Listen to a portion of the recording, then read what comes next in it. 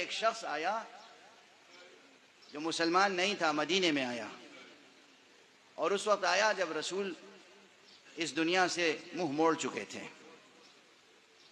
مدینے میں آیا اور اس نے مسجد میں آنے کے بعد کہا ایکم محمد، تم میں سے محمد کون ہے؟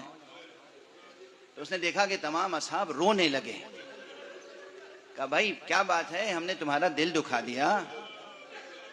ہم تو آئے ہیں تاکہ تمہارے پیغمبر سے ملیں اور اسلام قبول کریں۔ اصحاب خوب گریا کرتے رہے، اور اس کے بعد اصحاب نے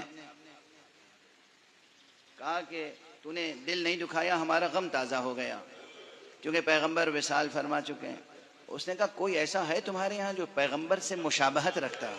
لوگ اسے لے کر آقا امام حسین کے گھر آ گئے۔ آقا حسین نے اسے دیکھا، اس کا سوال سنا، اس کے ساتھ کچھ کتابیں تھیں، تورات و انجیل و صحف انبیاء، اور اس کے ساتھ کچھ ان کی شرح